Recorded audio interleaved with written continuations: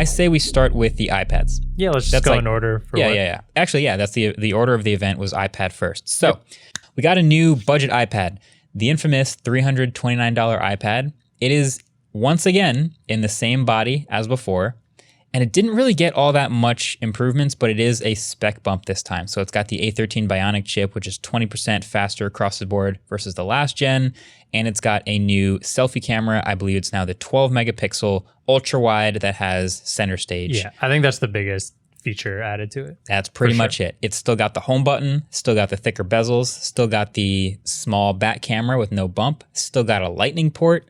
It's still that old hardware and that oldish screen, but it's $329. And so that spec bump is nice for that price, but it's not really much different from the old one. I think though in the times that we're in with way more video calling, adding a better front-facing camera and center stage is actually pretty amazing for something that affordable. Like just being able to get this in the hands of more people and $300 for schools. Yeah, we're just seeing people need that more and more. Hopefully not for much longer, but it is nice to see that. I think that's just like a cool little announcement for maybe not the tech heads here, but I think that'll actually benefit a ton of people. Yeah, I'm going to add this to I'm going to have a theme for this episode of things they should have added a year ago. Yeah, I think this would have been great for different reasons, but I think this would have been great about a year ago for obviously the pandemic and obviously the beginning of all the video calls everyone had to start doing. For sure. So that's the new budget iPad.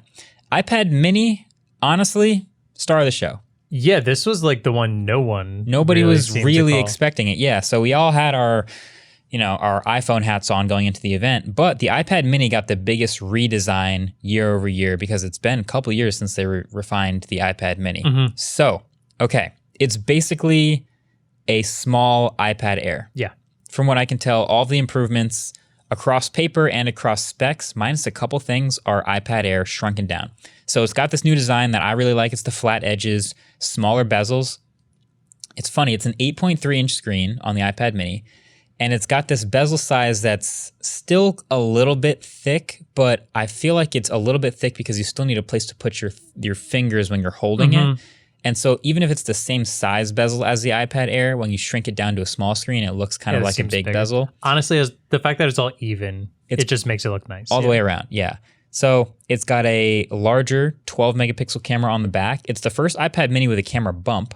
So there's actually a little bump just like the iPad Air on the back. It's not too dramatic, but it is there and it's new. I didn't think about that, yeah.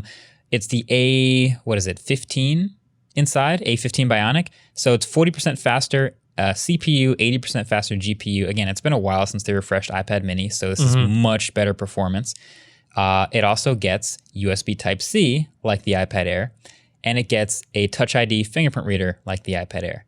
The one weird quirk I noticed is the volume buttons are also at the top alongside the Touch ID power button. Did you notice that? I didn't, but just you saying it makes more sense because it's smaller and you're not reaching up there on this giant iPad instead. You're saying like the top, right? Not on the sides? Yeah, like if you hold the iPad like a piece of paper, like a rectangle, the Touch ID button's on the top right. Yeah. The volume buttons are also on the top left. Okay. I expected them to be alongside like the iPad Air on the right side. Yeah, that still would probably make the most sense. But yeah. So I'm curious why they did that. Maybe it's because you'll mostly have it in landscape mode. And if they knew that, they should have moved the location of the selfie camera. But that's another story.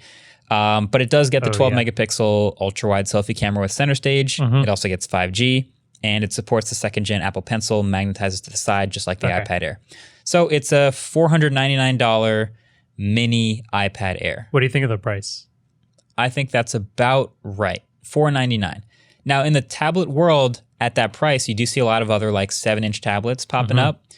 And it's funny, like every time you talk about tablet prices and being competitive, I can't help but compare it to other iPads because like there's not many other competitive tablets. There's some stuff at the very high end. There's some Samsung and Huawei tablets out there.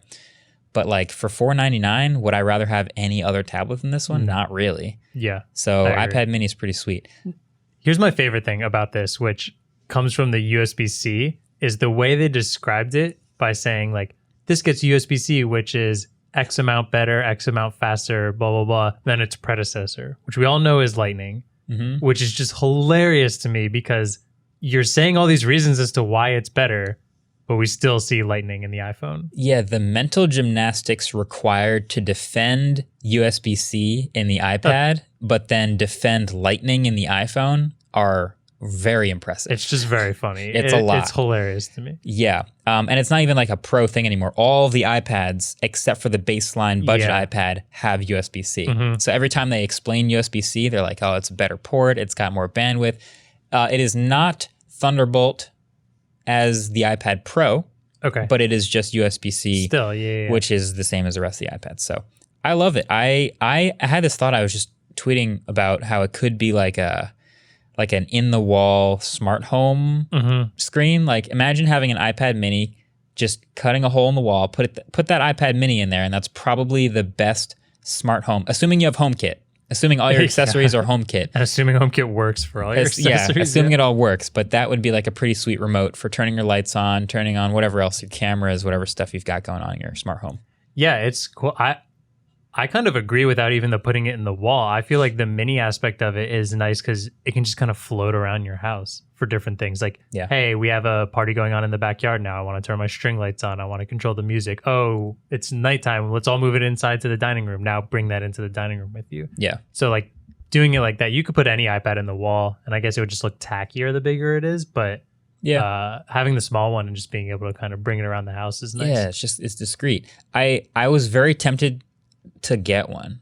I think it really strikes me as like the ultimate mobile note-taking thing. I am, as a reviewer, I'm always taking notes on the go. I'm driving this Volvo for a review for Top Gear, and I'm always just like opening Google Keep on my phone and like, you know, having a voice note real quick when I notice something, or like going back to my computer and I notice another thing I want to take a note on. I open another app and I have notes all over the place. And it would be nice to have just anytime I have a note, I just grab the iPad mini, pull out the pencil and write it down.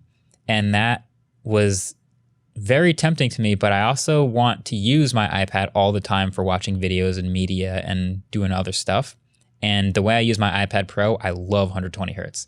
And this iPad mini is still 60 hertz. I've got the perfect solution for you. Okay. The S Pen on the Fold 3.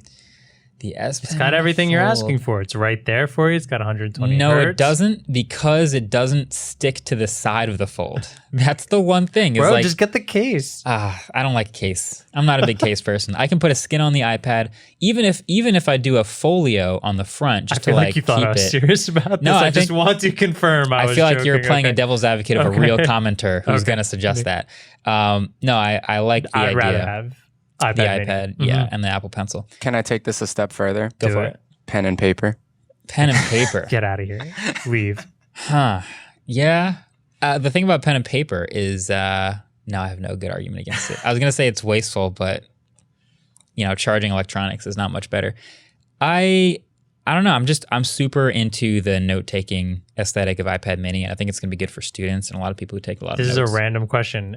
When you have like Android Auto, and you've got Google Assistant on it, right? You can take note, like you can ask it to write a note down, right? I think there's probably a command I can do for that where I take a note in Google Keep. I mean, it's just regular Google Assistant. Like we were messing around with it on the road trip a bunch and just telling it to play music. It's great. It just like on the screen had a little button for Google Assistant and you could just ask it to do whatever. So I can only assume. Yeah.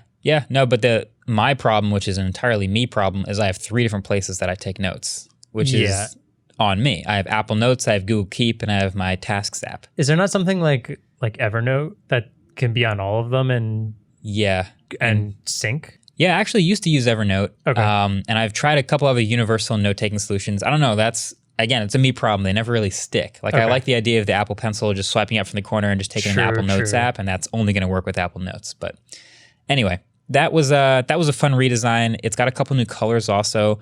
There's this new Apple color they keep calling Starlight. This is going to come up again in the future, but it's kind of like a faded gold.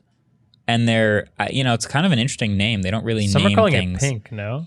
I don't think no, they have a separate pink. There's a different pink. Okay. On the iPad mini, there is a purple. And on the iPhone, I think there is a pink. But this Starlight... I think it might be the same thing. Starlight? I think Starlight is somewhere in between silver and gold. It's like a faded gold, even though we still have a silver. So I just wanted to shout out that new, like, somewhat interesting color name, Starlight. Hey, thanks for watching this clip. And be sure to stay tuned for more. Also, you should definitely subscribe if you want to see more of the stuff coming up, because there's a lot more. It's Techtember. That's how it is. There's a... Oh, you've brought the embargo box? Yeah, it's getting pretty full. Does everything fit in the embargo? Oh, barely fits in the embargo. You don't want to give it away, though. What if... Oh, Can't show you have to stuff subscribe in there if you want to know what's in here. Yeah, that's the point. That's the point. I'm glad you brought it, though. Now people know.